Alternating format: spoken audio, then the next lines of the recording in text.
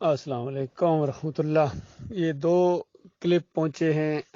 ایک کاشف حسین کراچی والے حنیف صاحب کو فون کر رہے ہیں اور ان سے پوچھ رہے ہیں کہ سعید احمد لانڈی والے نے توبہ کی ہے، یعنی رجوع کیا ہے۔ تو آگے سے حنیف صاحب بڑے خوش ہو کے کہہ رہے ہیں ہاں 500 کے مجمع کے اندر انہوں نے اعلان کیا ہے، رفع عام کے اندر، اور 4-5 آدمی بھی ان کے ساتھ آئے تھے، باقی اور بھی ہوں گے لیکن 4-5 آدمی ساتھ آئے تھے۔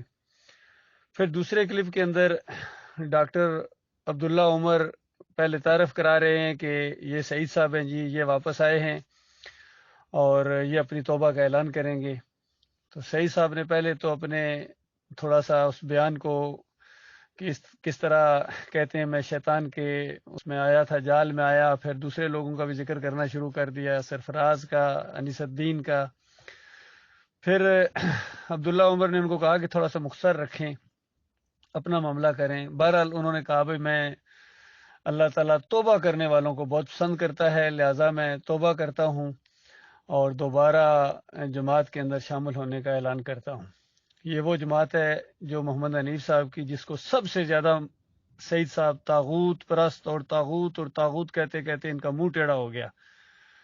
اور پھر اس کے بعد سجدہ تعظیمی کے حوالے سے اس شرک میں یہ چونکہ دونوں ملوث ہیں اور دونوں بہن بھائی ہم ان کو کہا کرتے تھے، ان دونوں کی اندرونی سازش سے یہ جماعت کے اندر شرک آیا ہے، محمد حنیف صاحب کی اور سعید احمد صاحب کی۔ اور جو یوسف علیہ السلام کے اوپر مضمون لکھا گیا تھا حبل اللہ 17 کے اندر آیا، جس کے اندر انہوں نے سجدہ تعظیمی کے بارے میں کہا تھا کہ یہ لغوی معنوں میں ہے اور یہ حقیقی معنوں میں، معروف معنوں میں ہو ہی نہیں سکتا، اور ہر شریعت کے اندر یہ ناجائز ہے، شرک ہے، حرام ہے، خارج از امکان ہے، یہ الفاظ تھے اس کے اندر۔ تو بعد میں جب یہ مسئلہ ذرا اور کھلا اور ڈاکٹر عثمانی رحمۃ اللہ علیہ کی کیسٹیں بھی سامنے آئیں کہ یہ سجدہ تعظیمی نہیں تھا، یہ سجدہ شکر تھا جو پورے خاندان نے اللہ تعالیٰ کو کیا تھا، ان نعمتوں اور برکتوں کی وجہ سے جو اس خاندان پر اللہ تعالیٰ نے کی۔ اور وخر لہو سجدہ کی جو ضمیر ہے لہو کی، وہ اللہ کے لیے ہے، اللہ کے لیے وہ سجدے میں گر گئے۔ اور جن کا ایمان صحیح نہیں ہوتا ہے، اس طرح فتویٰ پھر لگایا کہ جن کا ایک عقیدہ صحیح نہیں ہوتا ہے، جن کا ایمان صحیح نہیں ہوتا ہے، وہ اس طرح تفسیر کرتے ہیں کہ یوسف علیہ السلام کو سجدہ ہوا کیونکہ اپنے شاگردوں سے سجدے کروانا چاہتے ہیں، تو وہ ایک جواز گویا فراہم کر رہے ہیں۔ تو پوری طرح وہ منظر یہاں محسوس ہوتا ہے کہ واقعی محمد حنیف صاحب نے اپنے شاگردوں سے سجدے کروائے ہیں، پوری طرح ان سے منوایا ہے۔ انہوں نے پہلے کہا حرام ہے، انسان کو سجدہ کرنا حرام ہے، کوئی نبی کسی کو نہیں کر سکتا، ہر شریعت میں ناجائز، خارج از امکان ہے، سب نے مان لیا۔ پھر حنیف صاحب نے کہا نہیں نہیں نہیں نہیں، وہ ایک ہوا تھا، پھر سب نے مان لیا۔ انہوں نے کہا نہیں یہ اللہ کا حکم تھا، سب نے مان لیا۔ انہوں نے کہا نہیں یہ اللہ کی مشیت بھی تھی، بالکل کسی نے اعتراض ہی نہیں کیا۔ اور پھر اس کے بعد کہا کہ اللہ بھی اس پر راضی ہو گیا، اللہ کی رضا کے عین مطابق تھا، تو پھر بھی سب نے مان لیا۔ حالانکہ نہ اللہ کی مشیت ہے بلکہ حنیف صاحب کی مشیت ہے۔ حنیف صاحب نے یہ چاہا کہ یہ سجدہ یوسف علیہ السلام کو ہونا چاہیے، ادھر تفسیر اس طرح جانی چاہیے کیونکہ عقیدے کے اندر خرابی تھی، اور حنیف صاحب کا حکم تھا کہ یوسف علیہ السلام کو سجدہ مانو۔ سب نے آنکھیں بند کر کے مان لیا، حکم کی اطاعت کی انہوں نے اپنے معبود کی۔ اور اس کے بعد حنیف صاحب کی اس میں رضا تھی، چونکہ وہ راضی ہو گئے اس بات کے اوپر، اپنے سارے مقتدین سے اور مریدوں سے اور اپنے شاگردوں سے راضی ہو گئے، خوش ہو گئے ان سے۔ اور جنہوں نے اس سجدے کو اللہ کی طرف مانا کہ نہیں یہ تو پورے قرآن کا انکار ہے، پوری دعوت کا انکار ہے، پورے انبیاء کی دعوت کا انکار ہے، قرآن کی نص کا انکار ہے، سورہ مریم کی 58 نمبر آیت کا انکار ہے کہ اللہ تعالیٰ کہتا ہے سارے انبیاء کی یہ سنت ہے، جب ان کے سامنے اللہ کی آیات آتی ہیں، اللہ کا ذکر آتا ہے، اللہ کی کوئی نشانی آتی ہے، تو وہ خرو، اس وہاں بھی یہ الفاظ ہیں کہ سجدے میں گر جاتے ہیں روتے ہوئے۔ تو یہ اللہ کی ایک بہت بڑی نشانی تھی، یوسف علیہ السلام کا اقتدار میں پہنچنا، کہ اللہ کی بات سچی ہو گئی، غیر محسوس طریقے سے اللہ تعالیٰ نے اپنا جو منصوبہ تھا وہ پایا تکمیل تک پہنچا دیا۔ پھر ڈاکٹر صاحب بہت بحث کرتے تھے اور ایسا لگتا ہے یہ حنیف صاحب سوال بھیجتے تھے، کیونکہ انہی کے حلقے کے اندر آخری پروگرام ہوا ہے ڈاکٹر عثمانی رحمۃ اللہ علیہ کا، جس کے بعد رات کو ان کی وفات ہو گئی ہے۔ تو اس دن بھی یہ معاملات ڈسکس ہوئے ہیں، اور واپس جب جا رہے تھے گاڑی کے اندر تو ارشد ظفر صاحب نے بتایا، میں کہتے ہیں میں اس گاڑی کے اندر موجود تھا، تو یہ ڈاکٹر صاحب یہ تفسیر کر رہے تھے کہ یہ اللہ کو سجدہ ہوا ہے۔ پھر اور لوگوں نے بھی گواہی دی جو ان پروگراموں میں موجود تھے، جس طرح زرار بٹ نے گواہی دی کہ میں ان کے ساتھ تھا جب ڈاکٹر صاحب، اور کہتے ہیں میرا بھی یہی عقیدہ تھا کہ اللہ کو سجدہ ہوا ہے۔ بعد میں حنیف صاحب کے پریشر کی وجہ سے زرار نے بھی اس میں دوگلی پالیسی اختیار کر لی، ڈواں ڈول ہو گیا۔ تو بہرحال حنیف صاحب کو مضمون لکھ کے ان کے ہاتھ میں پکڑایا گیا کہ دیکھو ڈاکٹر صاحب کی 3 اس کے اوپر کلپس موجود ہیں، 3 اینگل سے انہوں نے گویا گفتگو کی ہے۔ پہلے انہوں نے سمجھایا کہ دیکھو یہ یوسف علیہ السلام ہے اور والدین کو تخت پر بٹھایا ہوا ہے، پیچھے وہ بیٹھے ہوئے، سامنے بھائی ہیں، تو سارے کے سارے جب سجدے میں گرے ہیں تو اس طرح کی وہ ایک شکل بن گئی جس طرح خواب میں دیکھا تھا۔ اب خواب میں کیا دیکھا تھا وہ اللہ بہتر جانتا ہے، یا یوسف علیہ السلام۔ یوسف علیہ السلام نے جو بیان کیا 4 نمبر آیت کے اندر کہ ابا جان میں نے دیکھا ہے سورج چاند ستارے یہ میرے سامنے جھکے ہوئے ہیں، تو اس کی تفسیر بیان کی ہے، اس کی تعویل بیان کی ہے، یا اس کا معنی مفہوم بیان کیا ہے یعقوب علیہ السلام نے 6 نمبر آیت کے اندر، جدھر حنیف صاحب نہیں جاتے ہیں اور نہ ہی سعید احمد جاتا ہے۔ اور اس میں پوری بات دیکھیے، آپ غور کریں اللہ کے بندوں، میرے پیارے بھائیوں، ایک امتی یا بیٹا، جو نبی کا بیٹا ہوتا ہے وہ امتی بھی ہوتا ہے، بیٹا بھی ہوتا ہے، اور پھر بچہ ہو، یہ تیسری بات آ گئی۔ تو جب انہوں نے خواب دیکھا تو جو بات انہوں نے اپنے والد صاحب کو بتائی تو والد صاحب نے ایک نبی کی حیثیت سے وحی کی روشنی میں اس کی تفسیر بتائی کہ میرے بچے یہ جو خواب تو نے دیکھا اس کا یہ مطلب ہے کہ اللہ تعالیٰ تجھے منتخب کرے گا، اور یہ بات سوائے پیغمبر اور وحی کے بغیر یہ چیز نہیں بتائی جا سکتی کہ اللہ تعالیٰ تجھے نبی ہونے کے لیے منتخب کرے گا، یہ کوئی نہیں۔ پھر باتوں کی تہہ تک پہنچنا، باتوں کی تہہ تک پہنچنا، فہم و فراست، وزڈم، دانائی، وہ اللہ تعالیٰ عطا فرمائے گا، حکمت جو اللہ تعالیٰ اپنے انبیاء کو عطا فرماتا ہے، اور یہاں چونکہ زور دیا گیا تو اس کا مطلب ہے زیادہ عطا فرمائے گا، اور اس کے بعد تیرے اوپر اس طرح اپنی نعمتوں کی تکمیل کرے گا جس طرح ابراہیم علیہ السلام اور اسحاق علیہ السلام کے اوپر کی، اور یعقوب علیہ السلام کے خاندان کے اوپر اللہ تعالیٰ رحمت کرے گا، برکتیں نازل کرے گا۔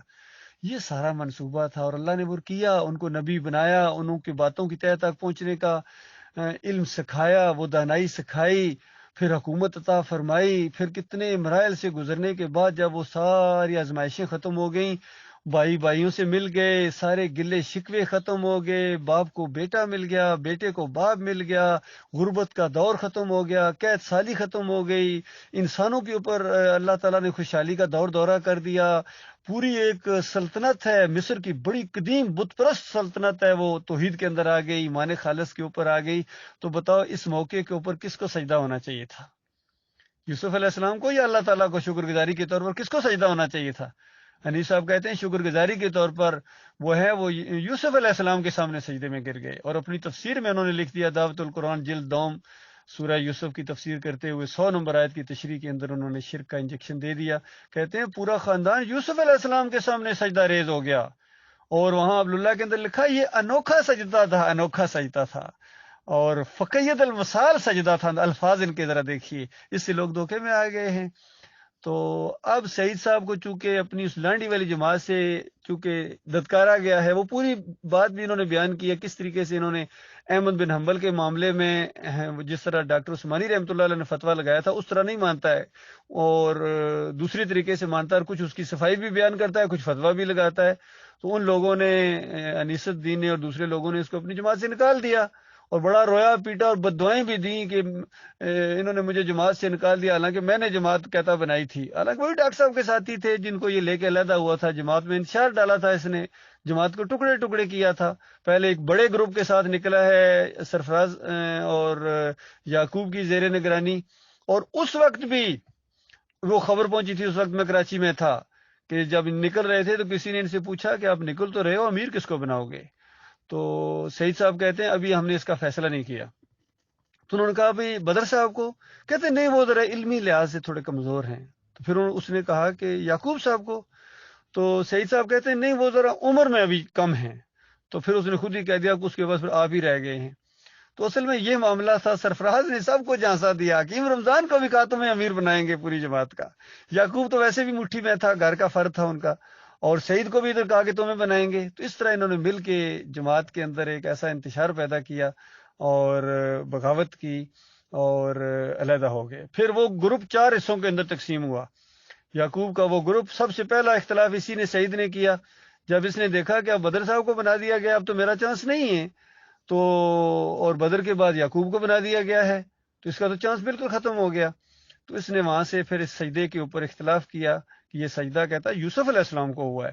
تو ان دنوں کے اندر وہ ڈاکٹر عثمانی رحمۃ اللہ علیہ کی کیسٹیں بھی سامنے آ گئی تھی، تو یعقوب نے ان کو پکڑ لیا کہ بھائی یہ تو ڈاکٹر صاحب رحمۃ اللہ علیہ کی پوری تفسیر موجود ہے.